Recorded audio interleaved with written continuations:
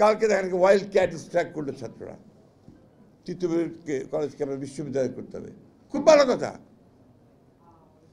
Intelligence ছিল গভর্নমেন্টের, তারা জানতো না যে এটা একটা হতে পারে, তাহলে কেন আগে থেকে সে ব্যবস্থা নেওয়া হলো না?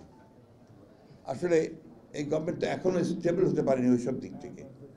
এই জন্য আমরা যেটা বারবার বলে আসছি যে এটা আপনাদের কাজ না। ফাইনালি আপনারা তাড়াতাড়ি দ্রুত একটা নির্বাচন দেন, যাদের কাজ তারা করুক, রাজনীতিবিদদেরকে কাজ করুক। আমরা তো সংস্কার দিয়ে দিয়েছি প্রস্তাব, ওইখানে দেখেন কোনটা কোনটা আপনি নেবেন, কোনটা কোনটা নেবেন না, কিন্তু আসল জিনিসটাতে আসেন। নির্বাচন কমিশনকে ঠিক করে আপনি একটা দ্রুত নির্বাচন ব্যবস্থা দেন। আমরা এই কথা বলে নিই, এত তারিখের মধ্যে দেন, এত তারিখের মধ্যে দেন। আমরা ঠিক রোড ম্যাপ দেন, কবে কি করবেন আপনারা জানান, তো এটা আমরা জানাতে পারবো না। সেটা জানালেও তো মানুষের মধ্যে একটা আস্থা আসবে, যেটা এত তারিখের মধ্যে একটা হবে। মানুষ তো ইলেকশন চায়। কালকে আপনার এই ছেলেদের ব্লকেটের ফলে তারপরে আপনাদের টেলিভিশনগুলোতে, আমি রাত্রিবেলা অনেক রাত্রে টেলিভিশন দেখছি যে বিভিন্ন জায়গায় যে কথাবার্তাগুলো সাধারণ মানুষ বলছে, এই কথাবার্তাগুলো গণতন্ত্রের জন্য ভালো নয়।